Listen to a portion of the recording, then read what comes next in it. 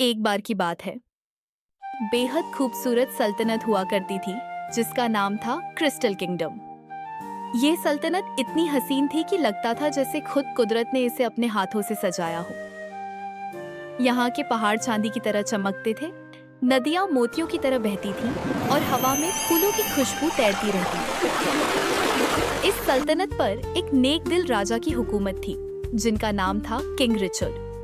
उनके साथ उनकी रानी क्वीन इसाबेला थी, जो उतनी ही मेहरबान और खूबसूरत थी। राजा और रानी अपनी प्रजा से बहुत प्रेम करते थे और प्रजा भी उनसे दिलो जान से मोहब्बत करती थी। लेकिन खुशहाल सल्तनत में एक गम की परछाई थी।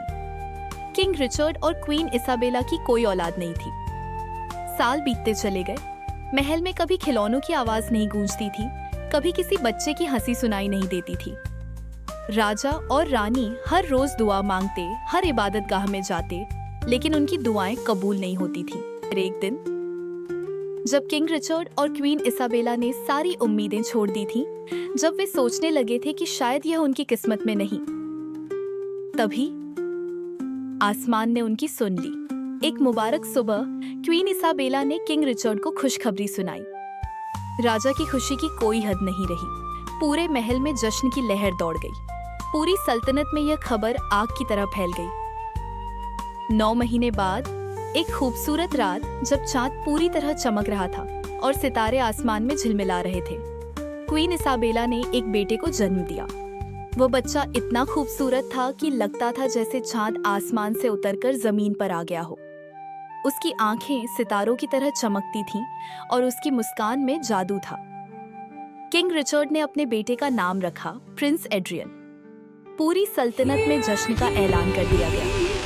7 दिन और 7 रातों तक खुशियां मनाई जानी थी। हर घर में दिए जलाए गए, हर गली में रंग बिखेर दिए गए और हर दिल में खुशी की लहर दौड़ गई। किंग रिचर्ड ने फैसला किया कि एक शानदार समारोह आयोजित किया जाएगा और उस समारोह में सभी परियों को बुलाया जाएगा। हाँ, इस दुनिया में परियां मौजूद थीं। वे जंगलों में, पहाड़ों में, झीलों के किनारों पर छुपकर रहती थीं और हर परी के पास अपनी खास जादुई ताकतें थीं। किंग रिचर्ड ने अपने वजीर को हुक्म दिया, जाओ सभी नेक परियों को दावतनामे भेजो, हर एक को बुलाओ ताकि वे मेरे बेटे को अपनी दुआएं और बरकतें दे सके। वजीर ने सोने के कागज पर दावतनामे लिखवाए। कबूतर उड़ाए गए, कासिद रवाना किए गए, सल्तनत के कोने कोने में ऐलान कर दिया गया। न्यूज़ है, लेकिन एक गलती हो गई। एक परी को दावतनामा नहीं मिला। उस परी का नाम था मोर्गाना। मोर्गाना एक बदसूरत और बदमिजाज परी थी। उसकी नाक टेढ़ी थी, आंखें लाल थीं और हाथ पंजों जैसे थे। लेकिन उसकी शक्ल से भी ज्यादा खतरनाक था उसका दिल, एक काला, जालिम और जलन से भरा हुआ दिल। मोर्गाना एक काले जंगल के सबसे गहरे हिस्से में रहती थी, जहां सूरज की रोशनी भी नहीं पहुंचती थी। लोग कहते थे कि वह जादू की सबसे ताकतवर लेकिन सबसे खतरनाक परी है। जब पूरी दुनिया में जश्न की खबरें फैल रही थीं, जब हर परी को दावतनामा मिल रहा था, मोर्गाना अपनी अंधेरी कोठरी में अकेली बैठी थी। दिन बीतते गए, मोर्गाना को कोई दावतनामा नहीं मिला। पहले उसने सोचा शायद देर से आएगा, फिर उसने सोचा शायद रास्ते में खो गया होगा। लेकिन जब समारोह का दिन नजदीक आ गया और फिर भी कोई पैगाम नहीं आया, तब मोर्गाना समझ गई उसे जानबूझकर नहीं बुलाया गया था। मोर्गाना के दिल में गुस्से की आग भड़क उठी। उसकी आंखें नफरत से जल उठी। तो ये बात है, वह चीखी और उसकी आवाज पूरे जंगल में गूंज गई। पंछी डर कर उड़ गए, जानवर अपने बिलों में छुप गए, आसमान में बादल गरजने लगे। रिचर्ड ने सबको बुलाया, लेकिन मुझे नहीं। मैं मोर्गाना, परियों की सबसे ताकतवर जादूगरनी, और उन्होंने मुझे नजरअंदाज कर दिया। उसके हाथ मुट्ठियों में बंद हो गए। उसके चारों ओर काला धुआं उठने लगा। ठीक है, अगर उन्होंने मुझे नहीं बुलाया तो मैं खुद चलकर जाऊंगी, और जो तोहफा मैं लेकर जाऊंगी वह रिचर्ड और इसाबेला कभी नहीं भूलेंगे। मोर्गाना की हंसी इतनी भयानक थी कि जमीन कांपने लगी। जश्न का दिन आ गया। महल को फूलों और दियों से सजाया गया था। सोने और चांदी के बर्तन चमक रहे थे। मेजें स्वादिष्ट खाने से सजी थी। संगीत बज रहा था, लोग नाच रहे थे और सबसे खूबसूरत दृश्य था प्रिंस एड्रियन का पालना, जो सफेद रेशम और फूलों से सजाया गया था। वह नन्हा राजकुमार चैन की नींद सो रहा था। उसके होठों पर एक मासूम मुस्कान थी। एक एक करके परियां आने लगी। पहली परी आई, जिसका नाम था सेराफीना। उसके पंख हजारों रंगों से चमक रहे थे। उसने प्रिंस एड्रियन को छुआ और कहा, मैं तुम्हें खूबसूरती का तोहफा देती हूँ। तुम दुनिया के सबसे सुंदर इंसान बनोगे। दूसरी परी आई, एथीना। उसने कहा, मैं तुम्हें ज्ञान और बुद्धि का तोहफा देती हूँ।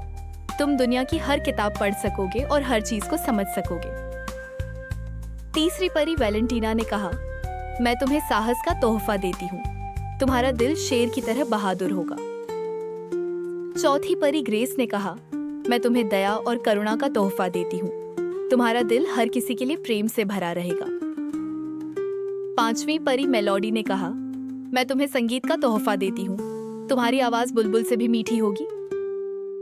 एक एक करके 11 परियां आई और हर एक ने प्रिंस एड्रियन को कोई ना कोई खूबसूरत तोहफा दिया। किंग रिचर्ड और क्वीन इसाबेला बहुत खुश थे। उनकी आंखों में खुशी के आंसू थे। अब 12वीं परी ऑरोरा आने ही वाली थी कि ये आवाज, बुम। दरवाजे जोर से खुल गए। बिजली कड़की, आसमान काला हो गया, ठंडी हवा चलने लगी, दिए बुझने लगे, संगीत रुक गया और फिर दरवाजे से एक डरावनी आकृति अंदर दाखिल हुई। मोर्गाना, उसका काला लिबास जमीन पर घिसट रहा था। उसकी छड़ी से हरे जादुई शोले निकल रहे थे। उसके हर कदम पर जमीन पर बर्फ जम जाती थी। पूरा महल सन्न रह गया। लोग डर के मारे पीछे हट गए। कई औरतों की चीखें निकल गई। किंग रिचर्ड का चेहरा पीला पड़ गया। उन्हें अपनी गलती याद आ गई। क्वीन इसाबेला ने प्रिंस एड्रियन को अपने सीने से लगा लिया। मोर्गाना धीरे धीरे पालने की तरफ बढ़ी। जहां जहां वह चलती वहां फूल मुरझा जाते। तो यही है वो खुशकिस्मत बच्चा, मोर्गाना ने कहा। उसकी आवाज सांप की फुफकार जैसी थी, जिसके लिए पूरी दुनिया जश्न मना रही है। किंग रिचर्ड आगे बढ़े, हालांकि वे डर रहे थे। मोर्गाना, मैं माफी चाहता हूँ। ये गलती से हुआ। हमारा इरादा नहीं था। गलती? मोर्गाना ने ठंडी हंसी हंसी। गलती? 11 परियों को बुलाया गया लेकिन मेरा नाम याद नहीं आया। ये गलती नहीं रिचर्ड, ये बेइज्जती है। क्वीन इसाबेला गिड़गिड़ाने लगी। कृपया मोर्गाना, ये बच्चा बेगुनाह है। जो कुछ करना है हमारे साथ करो, लेकिन इसे छोड़ दो। वे सच में जमीन पर घुटनों के बल बैठ गई, लेकिन मोर्गाना के दिल में कोई रहम नहीं था। बेगुनाह? मोर्गाना ने कहा, हाँ बेगुनाह है, लेकिन गुनाह तुमने किया है इसाबेला, और सजा यह बच्चा भुगतेगा। तभी परी ऑरोरा आगे आई। मोर्गाना, कृपया, अभी भी वक्त है। अपने दिल को नरम करो। खामोश, मोर्गाना चीखी। तुम सबने मेरी तौहीन की है और अब मैं अपना बदला लूंगी। मोर्गाना ने अपनी छड़ी प्रिंस एड्रियन की तरफ उठाई। सबकी सांसें थम गई। कई लोगों ने आंखें बंद कर ली। क्वीन इसाबेला ने एड्रियन को और कसकर पकड़ लिया और फिर मोर्गाना की आवाज गूंजी, सुनो किंग रिचर्ड, सुनो क्वीन इसाबेला, और सुनो पूरी दुनिया। पूरा महल खामोश था। मैं मोर्गाना, डार्क फॉरेस्ट की रानी, आज इस बच्चे को एक तोहफा देती हूँ। उसने छड़ी को एड्रियन के सिर के ऊपर घुमाया। हरी रोशनी निकलने लगी। यह प्रिंस एड्रियन जब 18 साल का होगा, उसकी 18वीं सालगिरह के दिन, जैसे ही सूरज डूबेगा, सबके दिल जोर जोर से धड़कने लगे। इसका दिल धड़कना बंद हो जाएगा और यह हमेशा की नींद सो जाएगा। रानी की चीख, नहीं, क्वीन इसाबेला की चीख पूरे महल में गूंज गई। किंग रिचर्ड दौड़े, लेकिन मोर्गाना ने हाथ उठाकर उन्हें रोक दिया। अभी मेरी बात पूरी नहीं हुई रिचर्ड। सबने हैरानी से उसकी तरफ देखा। मोर्गाना बोली, अभी और लेकिन भी कुछ बाकी मैं है। इतनी बेरहम नहीं कि कोई रास्ता न छोड़। पूरा महल सन्नाटे में डूबा हुआ था। हर किसी की सांस थमी हुई थी। मोर्गाना की आंखों में अब भी नफरत की आग जल रही थी, लेकिन उसकी आवाज थोड़ी ठंडी हो गई थी। एक शर्त है, उसने कहा। किंग रिचर्ड और क्वीन इसाबेला उम्मीद और डर के बीच झूल रहे थे। अगर, मोर्गाना ने कहना जारी रखा, अगर इस बच्चे को सच्चा प्यार मिला। महल में हलचल मच गई। परियां एक दूसरे की तरफ देखने लगी। अगर किसी ने इस बच्चे से निस्वार्थ, सच्चा और बिना किसी लालच के प्यार किया और वह प्यार उसकी 18वीं सालगिरह से पहले साबित हो गया। मॉर्गाना ने छड़ी जोर से जमीन पर मारी तो मेरा शाप टूट जाएगा।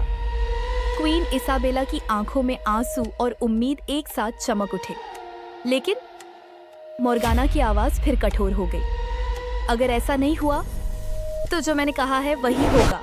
उसने ठंडी हंसी हंसी। अब यह तुम्हारी किस्मत है रिचर्ड। इतना कहकर मॉर्गाना काले धुएं में बदल गई।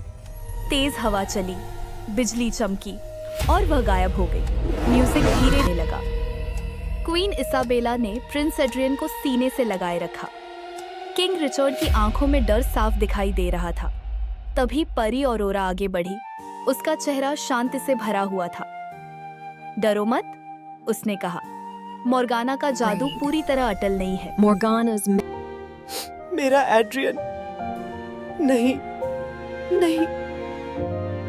मैं मॉर्गाना की लानत वापस नहीं ले सकती हूँ।